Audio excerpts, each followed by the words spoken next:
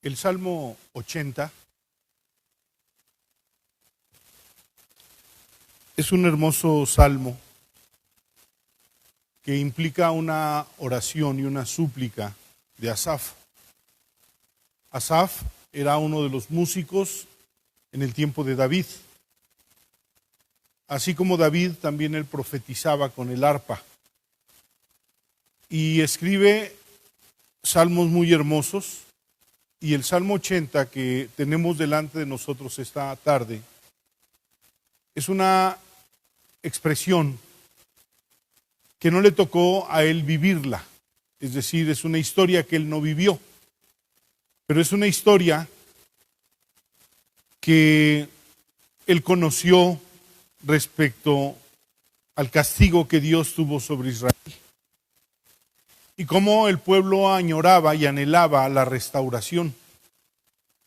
En términos del tiempo y de la historia, Asaf vivió tiempos maravillosos y gloriosos para Israel. Ningún momento fue más maravilloso en la vida de Israel que el tiempo de David. Y Asaf era uno de los músicos que ministraban en el templo y que profetizaban a través de la música. Escribe un hermoso salmo con expresiones maravillosas que tienen que ver con el tema de la restauración. La restauración es una tarea que Dios se propone hacer en un hombre y que si lo trasladamos a los términos de la iglesia, la restauración es una obra que Dios se propone hacer en el hombre arrepentido y vuelto a Dios por medio de Jesucristo. Sus implicaciones son muy profundas y es una obra que llevará todos nuestros días en la tierra. Israel es una figura de la iglesia. Sus imperfecciones, las imperfecciones de Israel, sus yerros, sus necedades, sus pecados, hablan de lo que hay en la naturaleza humana, como también sucede en nosotros. Y este salmo es una oración, es una súplica que tiene Asaf y que dice así, es muy dulce además: oh pastor de Israel, escucha. Tú que pastoreas a los hijos de José, tú que estás entre los querubines, resplandece. Despierta tu poder delante de Efraín, de Benjamín y de Manasés, y ven a salvarnos. Oh Dios, restáuranos. Haz resplandecer tu rostro y seremos salvos. Jehová, Dios de los ejércitos, ¿hasta cuándo mostrarás tu indignación contra la oración de tu pueblo? Les dice a comer pan de lágrimas y a beber lágrimas en gran abundancia. Nos pusiste en escarnio, por escarnio a nuestros vecinos, y nuestros enemigos se burlan entre sí. Oh Dios de los ejércitos, restáuranos. Haz resplandecer tu rostro y seremos salvos. Hiciste venir una vid de Egipto, echaste a las naciones y la plantaste. Limpiaste el sitio delante de ella e hiciste arraigar sus raíces y llenó la tierra. Los montones fueron cubiertos de su sombra y con sus sarmientos los cedros de Dios. Extendió sus vástagos hasta el mar y hasta el río sus renuevos. Porque apostillaste sus vallados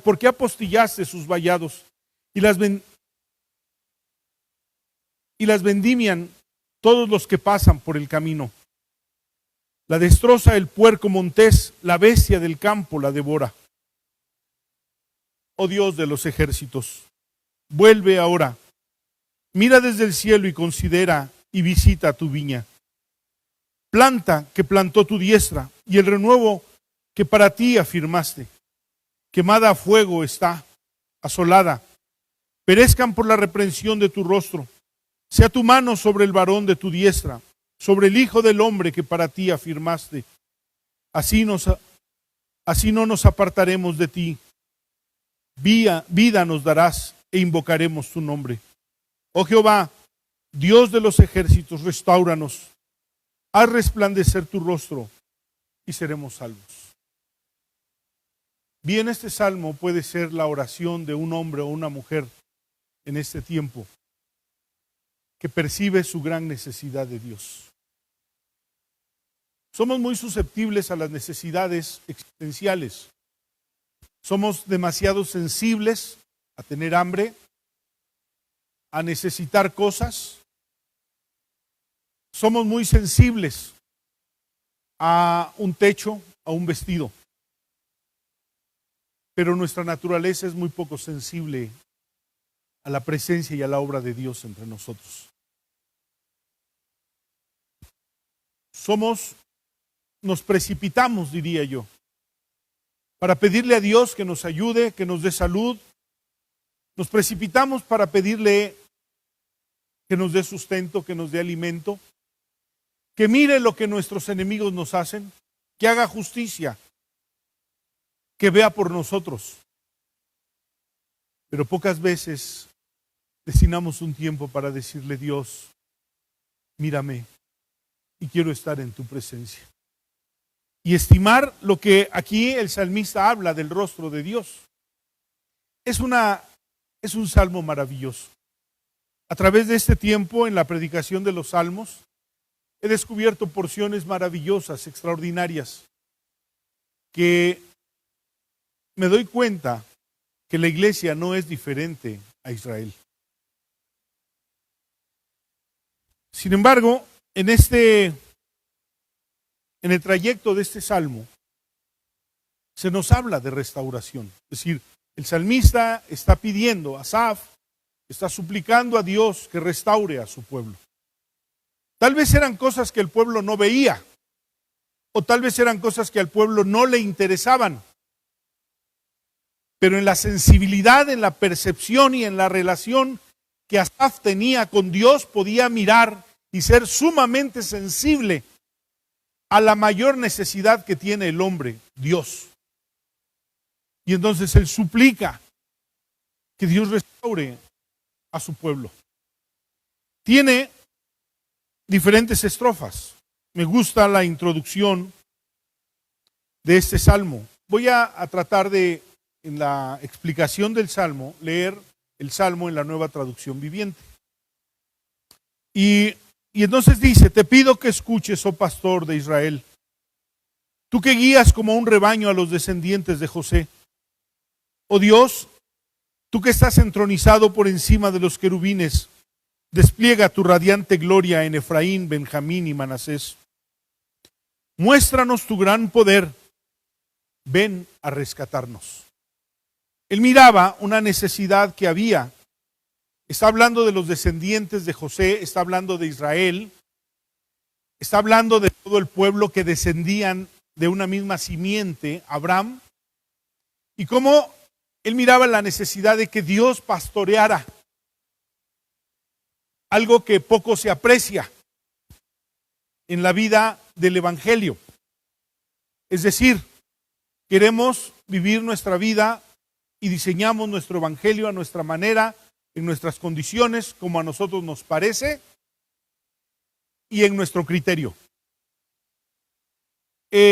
Pensando en eso, Asaf dice: Señor, oh pastor de Israel, pastoréanos. No hagamos nosotros nuestra voluntad, no vivamos en nuestros caminos y no nos parezcamos al mundo que no te conoce.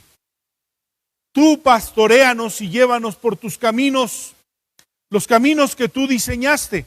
Es muy importante este preámbulo del Salmo, porque después va a pasar por momentos muy espinosos, muy difíciles, muy dolorosos y muy complejos, pero que se advierta que había dicho: pastoréanos. Y cuando el salmista dice pastoréanos, Dios considera los caminos por los que un creyente, como Israel también, debían de ser pastoreados. Porque Dios prepara caminos que nosotros necesitamos de acuerdo a nuestras tendencias, de acuerdo a nuestros pecados, de acuerdo a nuestra naturaleza, de acuerdo a nuestras necedades, a nuestros desvíos. De acuerdo a todo eso, Dios prepara caminos para nosotros. Somos dados a comparar en el Evangelio por qué a este hermano le va bien en esto, por qué este hermano tiene aquello, por qué yo no tengo esto, por qué yo no soy así. No, hermanos, el que ha preparado nuestros caminos es Dios. La Biblia dice que Él preparó nuestros caminos de antemano para que anduviésemos en ellos.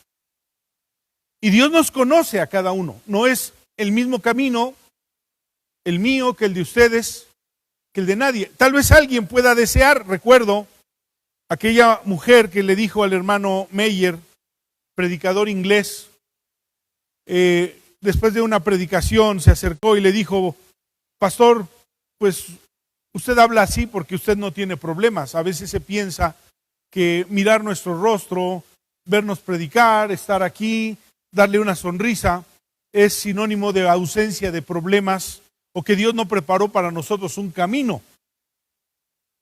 El pastor Meyer le dijo a esta mujer: me gustaría que me platicara de eso. Le espero mañana temprano en mi casa para que platiquemos. La mujer llegó a la casa del pastor y le dijo, cuando ella tocó a la puerta, el pastor desde su ventana le dijo: pase, en un momento bajo. Cuando aquella mujer estaba esperando al pastor, empezó a ver las cosas que había alrededor y de pronto detuvo su mirada en una vitrina donde había un niño. Y se quedó impresionada, y cuando bajó el hermano Meyer, la mujer lo primero que hizo le preguntó: pastor, ¿y ese niño? Y el pastor le dijo: no es un niño, tiene 27 años y es mi hijo. Como si Dios pasara por alto los caminos para alguno de nosotros. Dios preparó la copa que tenemos que beber. Dios preparó los caminos que tenemos que caminar. Dios los preparó de antemano para nosotros, para que andemos en ellos, porque nos conoce, porque sabe de qué estamos hechos. Conoce nuestras tendencias y nuestras necedades, nuestros problemas y nuestros pecados. Y Él ha decidido entrar en un terreno de restauración con cada uno de nosotros. Pensamos que cuando conocemos a Dios y tomamos la decisión de caminar con Él, que ese día sentimos una gran paz. Es maravilloso saber, percibir la presencia de Dios en nosotros, pero pensamos que no hay más para nosotros y que todo será maravilloso en nuestra relación con Dios. Dios habrá preparado para cada uno de nosotros una copa, un camino para tratar con nosotros y perfeccionar nuestra vida. El salmista le suplica a Dios: oh pastor, pastor de Israel, escucha, tú que pastoreas a los descendientes de José como un rebaño, tú que estás entronizado por encima de los querubines, despliega tu radiante gloria sobre tus hijos. ¿Y cuánto pasará entre el día que conocimos a Jesús y el día que seamos semejantes a Él en su gloria? ¿Y cuántas cosas habremos pasado? ¿Y cuántas situaciones y circunstancias habremos vivido antes de que seamos semejantes a Él en su gloria? Y le dice en el párrafo siguiente, del versículo 3 al 6, algo que repite mucho en cada inicio de párrafo, es la frase: Dios, haznos volver a ti y haz que tu rostro brille sobre nosotros. Haznos volver a ti y haz que tu rostro brille sobre nosotros. Una tendencia natural nuestra es que conocemos a Dios. Él nos ha hecho muy felices cuando tuvimos ese momento y ese encuentro con Él. Pero a partir de allí, nuestra tendencia a vivir en el mundo y como el mundo vive, siempre será una fuerza que nos aleje de Dios. Volveremos a la iglesia cada semana, cada culto, como usted lo acostumbre. Volveremos. Pero en nuestro corazón están más los anhelos de tener algo que deseamos, que anhelamos, que tiene que ver con una casa, que tiene que ver con las cosas, que tiene que ver con un coche, que tiene que ver con un vestido, que tiene que ver con cualquier cosa. Menos anhelar a Dios y que nosotros vivamos delante de Él. Y entonces dice Dios, haznos volver a ti. Haz que tu rostro brille sobre nosotros. Solo entonces seremos salvos. Oh Señor, Dios de los ejércitos celestiales, ¿hasta cuándo seguirás enojado con nuestras oraciones? Nos dice tristeza por comida. Nos hiciste beber lágrimas en abundancia. Nos convertiste en el desprecio de las naciones vecinas. Nuestros enemigos nos tratan como si fuéramos una broma. Cuando el creyente quisiera que todas las promesas de Dios se cumplieran sin que ellos obedecieran un ápice a Dios.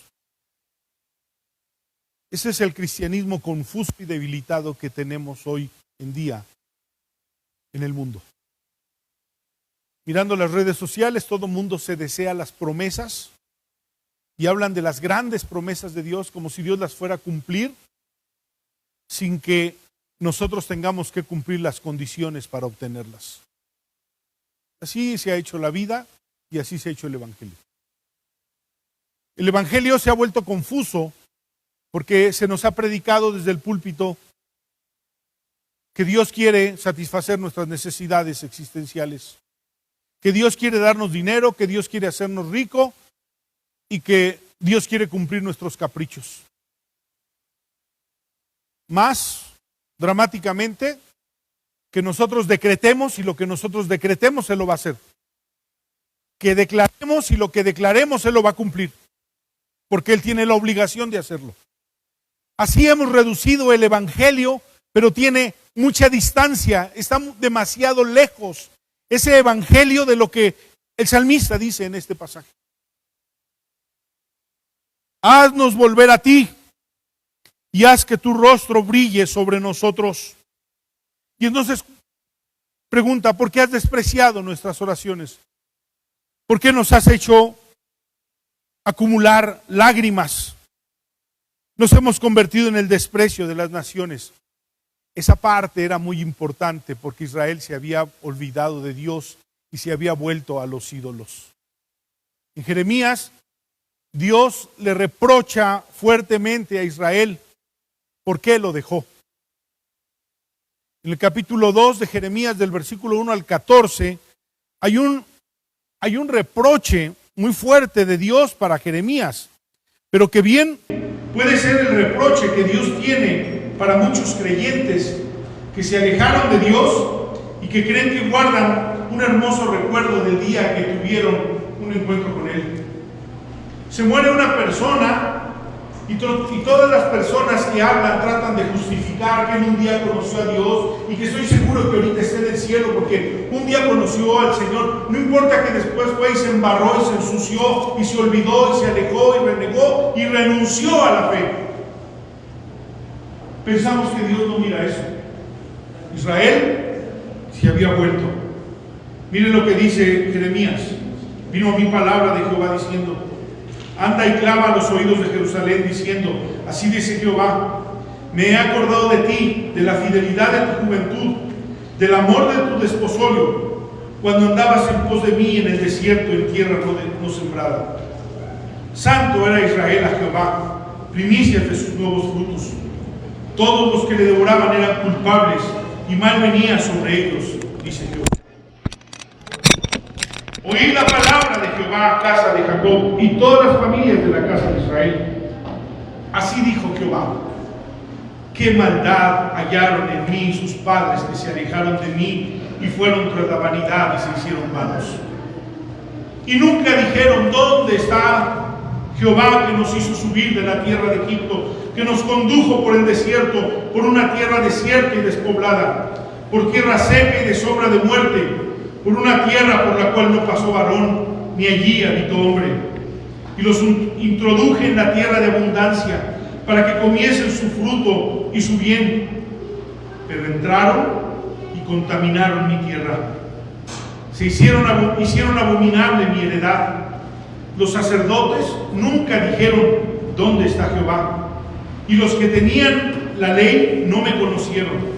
Y los pastores se rebelaron contra mí, y los profetas profetizaron en nombre de Baal, y anduvieron tras lo que no aprovecha. Por tanto, pelearé con ustedes, dijo Jehová, y con los hijos de sus hijos entraré en pleito. ¿Por qué pasan a las costas de Quitim y miran y envían a Cedar y consideran cuidadosamente y ven si se ha hecho cosa semejante a esta? ¿Acaso alguna nación ha cambiado sus dioses, aunque ellos no son dioses? Sin embargo, mi pueblo ha trastornado su gloria por lo que no aprovecha. Espántense cielos sobre esto y horrorícense. Desólense en gran manera, dijo Jehová, porque dos males ha hecho mi pueblo.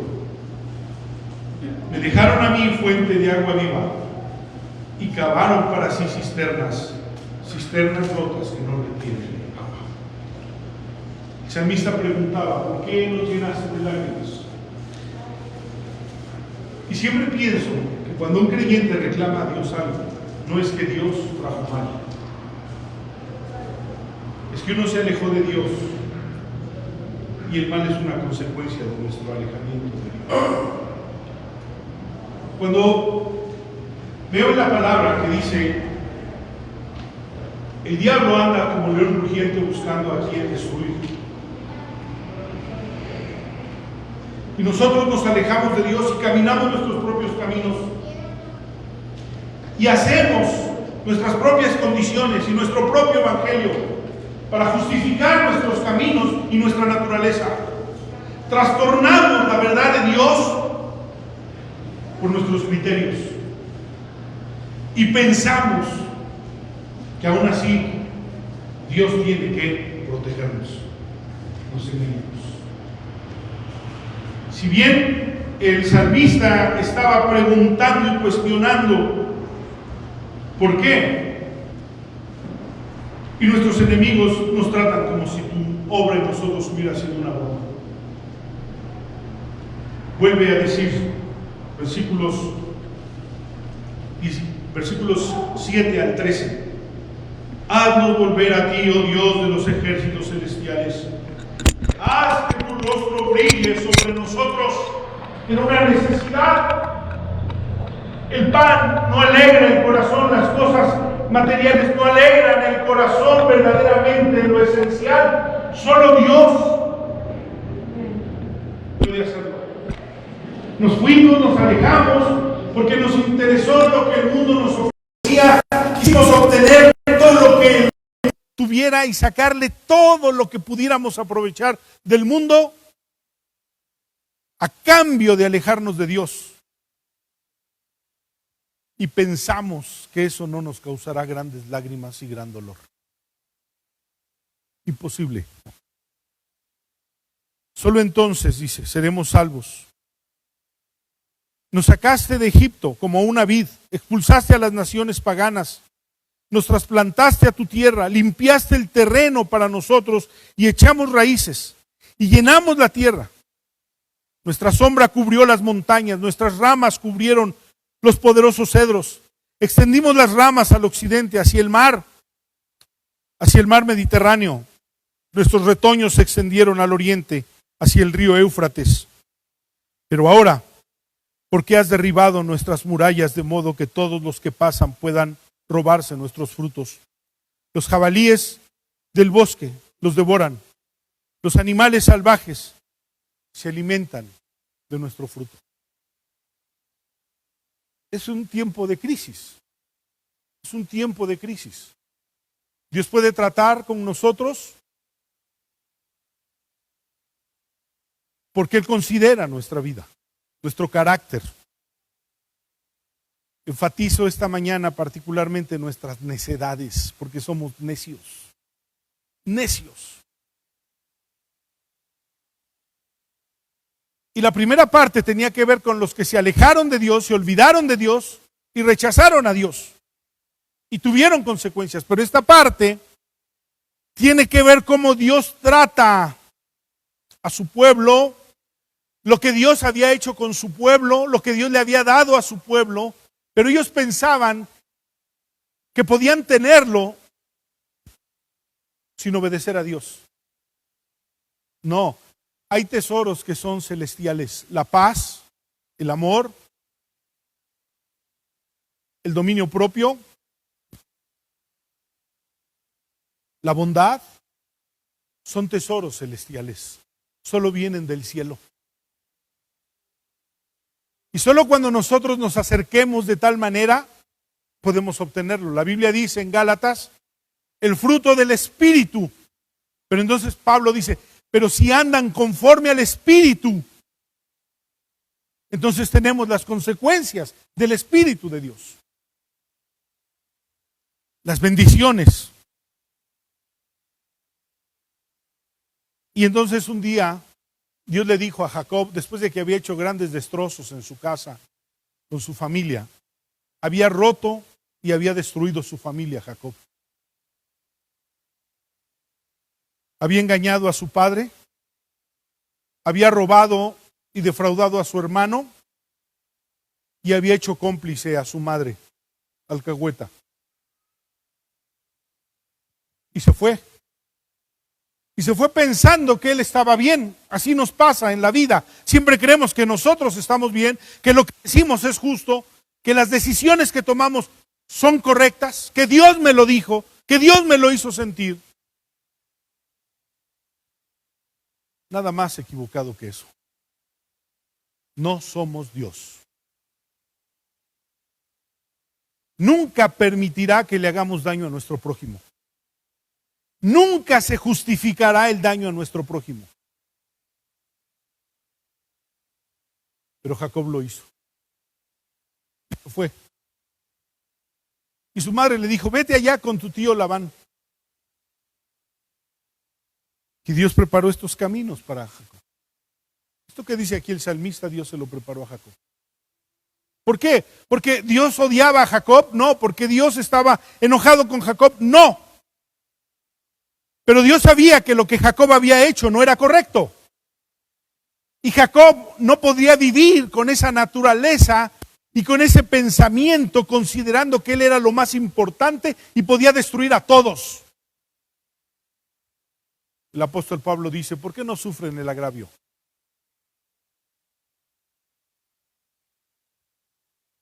En lo que ustedes dependen, estén en paz con todos. Jacob no lo hizo. Y se lo encontró Dios en el camino. Allá estaba dormido camino a la tierra de Labán, de su madre. Y entonces se le apareció Dios. Y Dios le dijo, no te dejaré hasta que haga contigo lo que me he propuesto. Pactó Jacob ventajosamente con Dios. Mira, si tú me bendices, de todo lo que tú me des, yo te voy a dar el 10%. Un trato muy ventajoso de Jacob. Y Dios le dijo, está bien. Y se lo llevó. ¿Tenía en el corazón la intención de bendecirlo? Sí, Dios. Pero tenía el propósito de cambiar su naturaleza. Eso es restauración.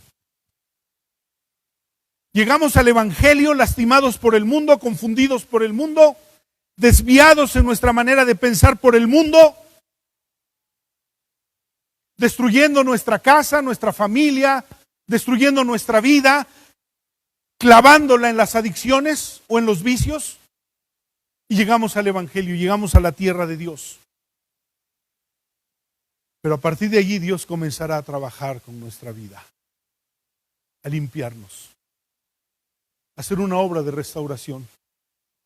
¿Permitirá Dios que aquel hombre que tenía 2 mujeres siga con sus mujeres o busque una tercera? No, Dios tratará en su naturaleza.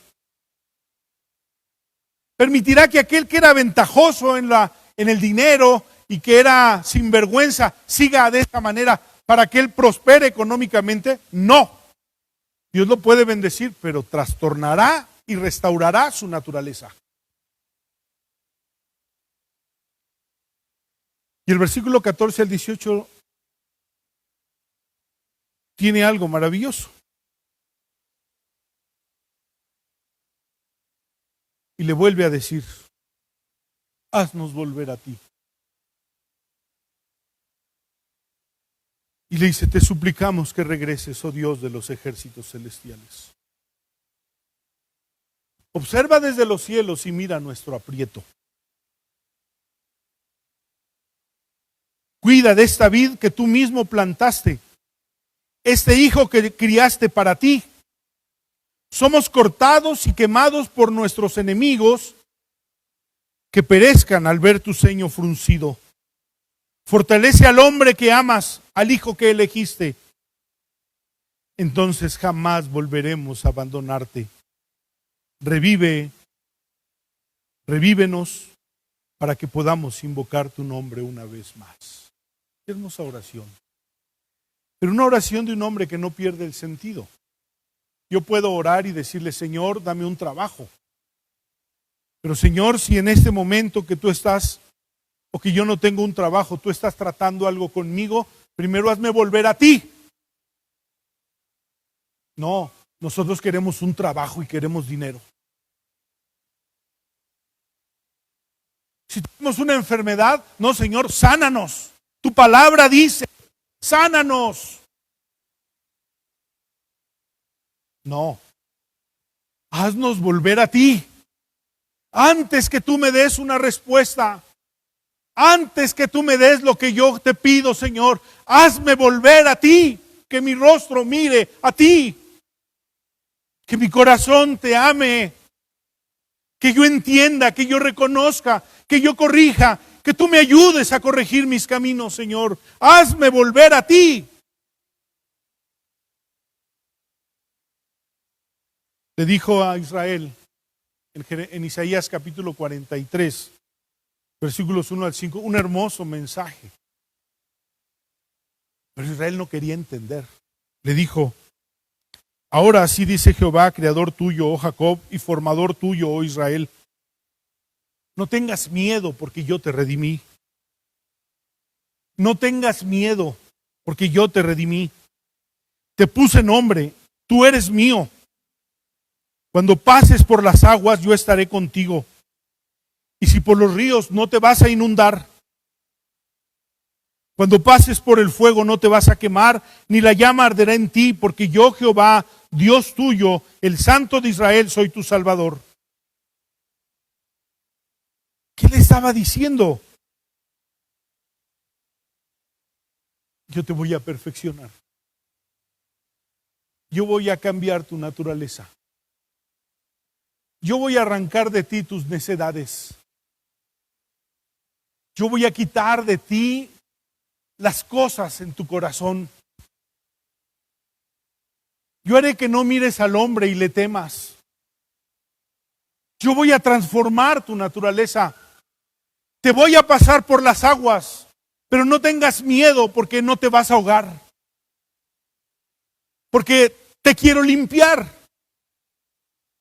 Y vas a pasar por el fuego, pero el fuego no te quemará, porque yo te voy a purificar. Pero ¿qué necesitaba hacer Dios? Hacerlo pasar por circunstancias propias a su problemática y a su naturaleza. A veces no entendemos como Dios le dijo a Israel, yo estuve allí y tú no lo supiste. Dios quiere tratar con nosotros y viene una adversidad a nosotros y lejos de que le digamos a Dios, Dios, hazme volver a ti. Venimos angustiados y le decimos, hermanos, ayúdenme a orar porque tengo esa necesidad y tengo este problema. Me gusta mucho como dice aquí. Fortalece al hombre que amas y al hijo que elegiste.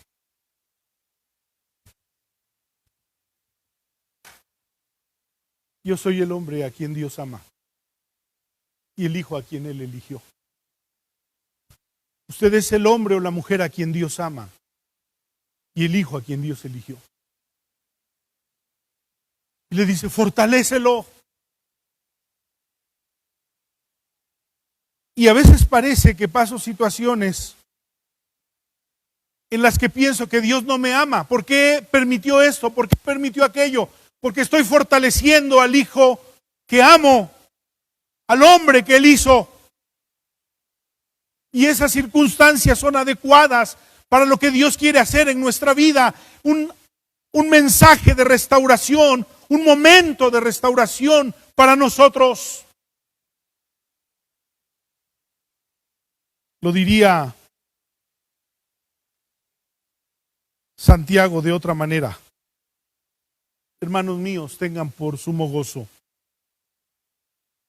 cuando se hallen en diversas pruebas, sabiendo que la prueba de su fe produce paciencia, persistencia, constancia, fidelidad. Mire lo que producen las pruebas. Mas tenga la paciencia su obra completa, para que sean perfectos, cabales, sin que falte cosa alguna. Es decir, Santiago también nos está diciendo cómo Dios ama al hijo que escogió y cómo Dios ama al hijo que formó.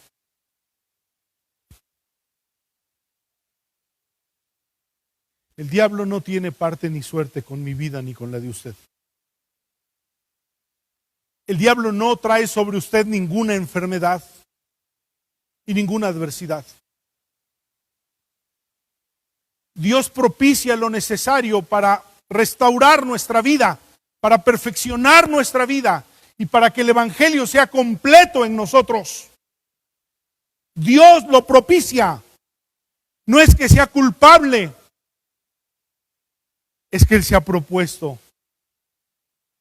Lo que dijo en Jacob, no te dejaré hasta que haga contigo lo que yo me he propuesto.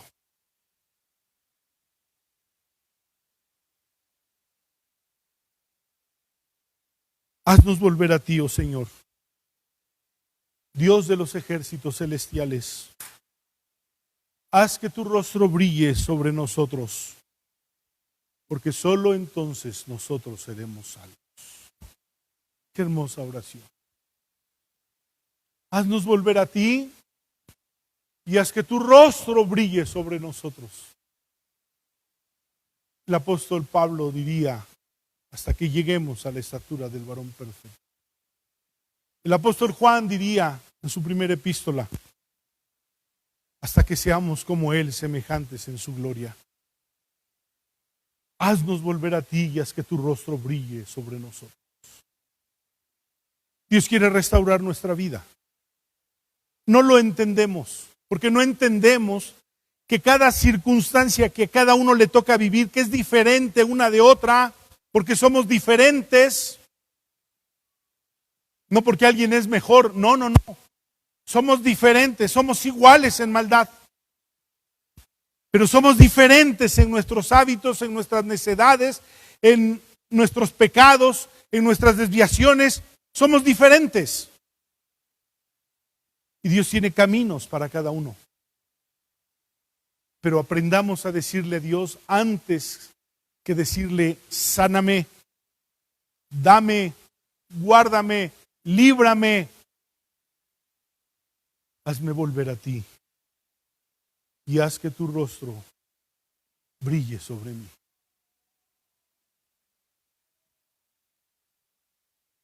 Como quisiera explicar este hermoso salmo de la manera que pueda llegar al corazón de cada uno y traer entendimiento y entender que los caminos por los que Dios nos ha traído eran necesarios para que volvamos a Él, para que su rostro brille sobre nosotros. Cierre sus ojos. No voy a dejar pasar esta oportunidad de reflexionar delante de Dios. Estoy seguro que cada uno tiene sus propios avatares. Estoy seguro que cada uno carga sus propias cargas. Estoy seguro que cada uno tiene grandes necesidades. Estoy cierto que todos tenemos peticiones delante de Dios que quisiéramos que Él resolviera con urgencia. Pero no sucederá hasta que volvamos a Él. Y hasta que haya cumplido el propósito en nuestra vida. Hable con Dios esta mañana. Hable con Dios. Y entienda que lo importante no son nuestros problemas. Ellos solo contribuyen a la obra de Dios. Lo importante es que nos alejamos de Dios. Lo importante es que amamos más el mundo. Lo importante es que nosotros somos el centro de las cosas. Lo importante es que somos necios y necesitamos que esas circunstancias conmuevan, trabajen a favor de nosotros para llevarnos a Dios. Dios. Oh pastor, tú que nos pastoreas como ovejas, tú que estás entre los querubines, muéstranos tu gran poder para restaurarnos y rescátanos de nosotros mismos, Señor. Haznos volver a ti y haz que tu rostro brille sobre nosotros. En el nombre de Cristo Jesús. Amén.